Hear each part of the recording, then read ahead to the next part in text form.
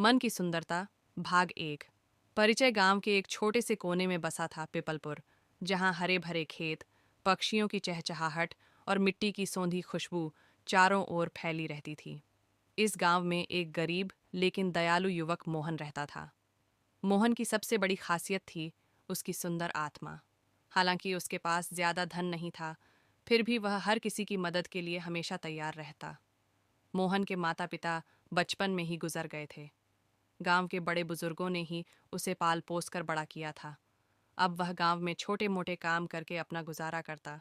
उसकी ईमानदारी और निस्वार्थ सेवा के कारण पूरा गांव उसका सम्मान करता था, लेकिन उसकी सादगी के कारण कुछ लोग उसे नीचा दिखाने की कोशिश करते थे।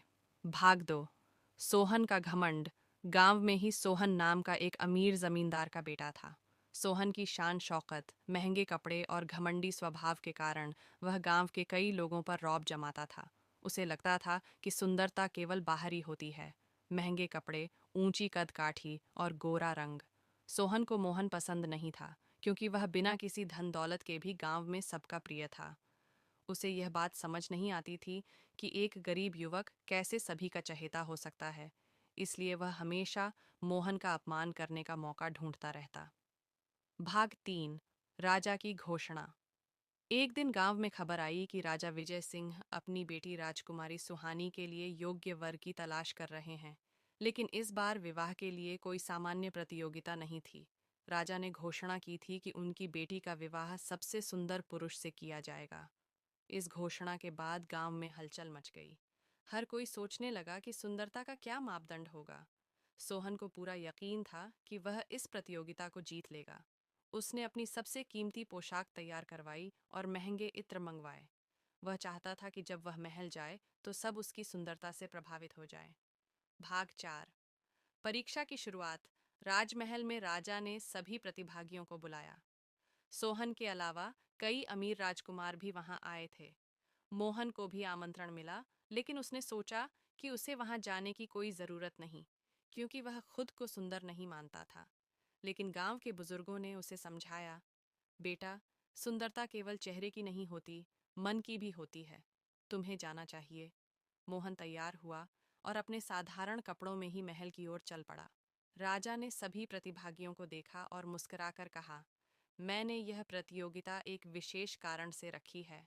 मैं चाहता हूं कि मेरी बेटी का विवाह एक ऐसे व्यक्ति से हो जो न केवल बाहरी रूप से सुंदर हो, बल्कि दिल से भी सुंदर हो।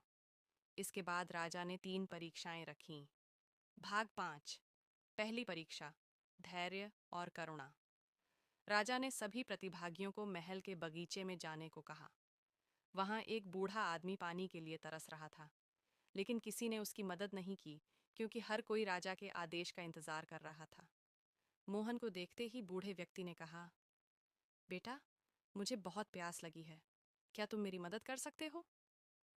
मोहन ने बिना कोई देरी किए अपने लोटे से पानी निकाला और उसे पिला दिया। यह देखकर राजा मुस्कुराए। उन्होंने बाकी प्रतिभागियों की ओर देखा, लेकिन किसी ने कुछ नहीं किया था। भाग 6। दूसरी परीक्षा। सच्चाई की परख। दूसरी परीक्षा में राजा ने सभी से पूछा, क्या तुमने कभी किसी को धोखा दिया है? हर किसी ने झूठ बोलकर कहा, नहीं, हमने कभी किसी को धोखा नहीं दिया।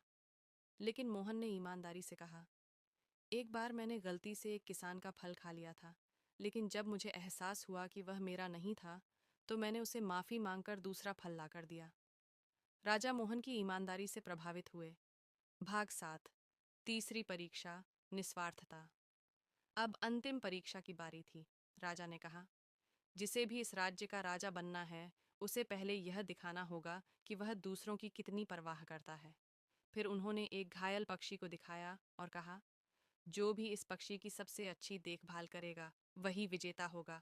सोहन और बाकी सभी राजकुमारों ने डॉक्टर बुलाने की बात की, लेकिन मोहन ने बिना किसी संकोच के पक्षी को अपने हाथों में उठा लिया, उसकी चोट पर हल्दी लगाई और उसे धीरे धीरे सहलाने लगा। कुछ ही देर में पक्षी ने आंखें खोलीं और हल्का हिलने लगा। राजा यह देखकर बहुत प्रभावित हुए और उन्होंने घोषणा कर दी, मोहन ही मेरी बेटी का सबसे योग्य वर है, क्योंकि उसकी आत्मा सबसे सुंदर है। भाग 8। न्याय और मोहन की जीत। यह सुनकर सोहन को बहुत गुस्सा आया। उसने विरोध किया, यह कैसे हो सकता है? मैं सबसे सुंदर हूँ। राजा ने मुस्कुराकर कहा, बेटा, बाहरी सुंदरता समय के साथ बदल जाती है, लेकिन मन की सुंदरता हमेशा बनी रहती है। तुमने किसी की मदद नहीं की, सच नहीं बोला और केवल अपने बारे में सोचा, जबकि मोहन ने बिना किसी लालच के सबकी मदद की। यही असली सुंदरता है। राजकुमारी सुहानी ने भी सहमति जताई और मोहन से विवाह के लिए खुशी खुशी तैयार हो गई। भाग 9। निष्कर्ष, मोहन राजा बन गया, लेकिन उसने अपना सरल स्वभाव नहीं बदला।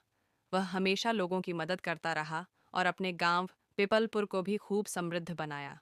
इस कहानी से हमें यह सीख मिलती है कि बाहरी सुंदरता क्षणिक होती है, लेकिन सच्ची सुंदरता हमारे मन, हमारे कर्मों और हमारे दिल की अच्छाई में होती है।